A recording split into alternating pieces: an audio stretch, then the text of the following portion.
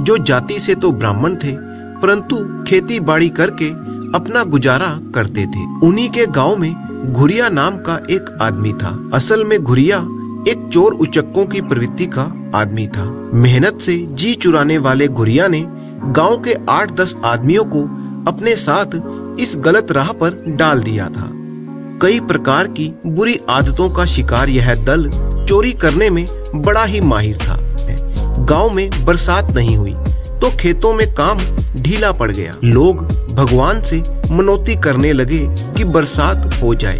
आखिरकार बरसात हुई और जमकर हुई। अब तो किसान खेतों में जुट गए।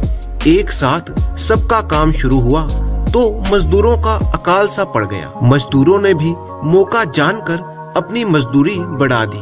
गोनू झा को भी अपने खेत की खुदाई करनी थी ताकि बीज बोया जा सके, परंतु मजदूर तो ढूंढे से ना मिलते थे। जो मिलते थे वह इतना अधिक पैसा मांगते कि चुप रह जाना पड़ता। गोनू झा भी परेशान थे कि कैसे खेत की खुदाई की जाए। बारिश के कारण जमीन में तो अभी नमी थी। नमी जाने के बाद मुश्किल बढ़ जाएगी। आखिरकार उन्होंने दिमाग का इस्तेमाल करने का विचार किया और जल्दी से अपने मित्र फेरन मिश्र के पास पहुंचे। आओ गोनू झा, मिश्रा जी बड़े ही प्रसन्न हुए। कैसे याद आई? आवश्यकता आ पड़ी। बिना आवश्यकता के कौन कहां जाता है। खेत खोदने के लिए मजदूर नहीं मिल रहे। गोनू झा ने कहा, अब भाई हमसे तो कुदाल चलाई नहीं जाएगी, वरना हम जरूर चलते। आप बस एक छोटा सा काम कर दीजिए। आदेश करो। बस एक अफवाह फैला दीजिए कि गोनू झा की कुंडली के अनुसार उसे शीघ्र ही कोई गड़ा हुआ खजाना मिलने वाला है। उससे क्या होगा? बस सब कुछ हो जाएगा। आपकी इतनी कृपा से ही मेरे लिए सब सिद्ध हो जाएगा। अच्छा, यह तो मेरे बाएं हाथ का खेल है। गोनू झा धन्यवाद देकर अपने घर लौट आए। मिश्रा जी ने अपना काम कर दिया। सारे गांव में ये बात फैल गई कि शीघ्र ही गोनू झा को कोई गड़ा हुआ खजाना मिलने वाला है। और उसी रात गोनू झा के घर से कुदाल चलने की आवाजें आने लगी। इधर चोरों के मुखिया घुरिया ने भी ये अफवाह सुन ली थी। वह अपनी उत्कंठा को रोक ना पाया। उसने गोनू झा के घर जाकर कुदालों के चलने की आवाजें सुनी। वह गोनू झा के घर जा पहुंचा। वह देखना चाहता था कि गोनू झा के घर में खजाना मिलता है या नहीं। आधी रात तक कुदाल चलने की आवाज आनी बंद हो गई। घर के अंदर गोनू झा की पत्नी ने कहा, आप क्या कर रहे हैं? गोनू झा ने कहा, खजाना ढूंढ रहा हूँ। सारा घर खोद लिया पर कुछ नहीं मिला। गोनू झा की हांफती हुई आवाज आई कि मिश्रा जी झूठ नहीं बोलते, खजाना तो अवश्य ही है, पर कहां पर है? घर में तो नहीं है। पत्नी बोली, हो सकता है खेतों में हो। ये अब बात मेरी समझ में आई। मेरी माँ भी कहती थी कि हमारे खेत सोने की खान है। अब कल से मैं वहीं पर 20 मजदूर लगा दूंगा। देख लेना, जल्दी ही खजाना हमारे हाथ लग जाएगा। तो अब तुम आराम करो, घर तो आपने सारा खोद ही दिया है।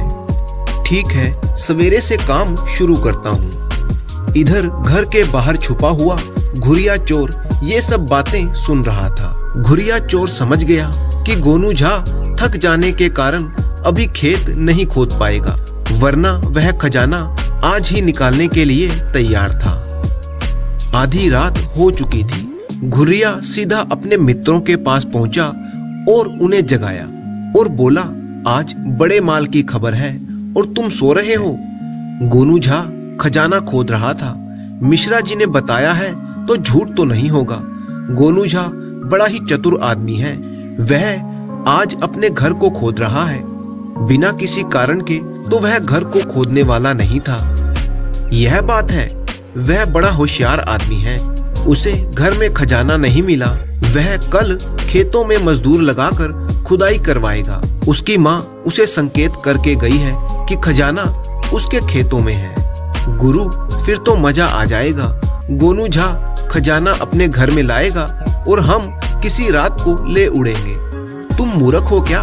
घुरिया बोला, हमें आज बल्कि अभी उस खजाने को हड़पना होगा। सभी लोग अपने अपने कुदाल लेकर आ जाओ, मेरे साथ चलो। अभी रात का एक पहर बाकी है।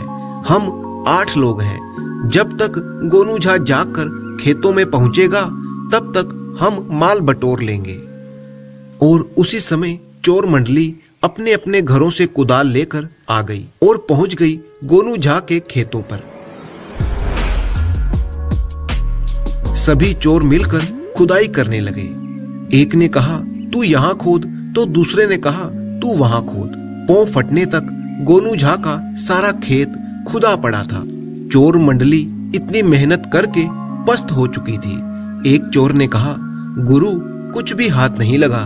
घुरिया ने पस्त भाव से कहा हाँ यार, खजाना तो मिला नहीं, लगता है और ज्यादा गहरा है।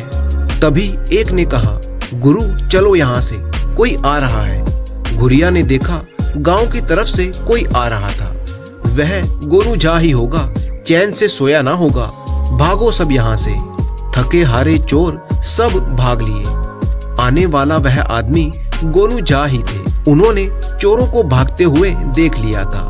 गोनू झा मुस्कुराए। वह खेतों पर पहुंचे तो देखा कि उनकी तरकीब काम कर गई। खेत बिजाई के लिए तैयार हो गया था।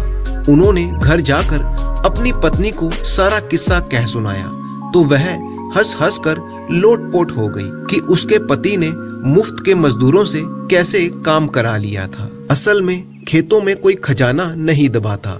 गोनू झा ने जानबूझकर ये अफवाह फैलाकर अपना काम करवा लिया।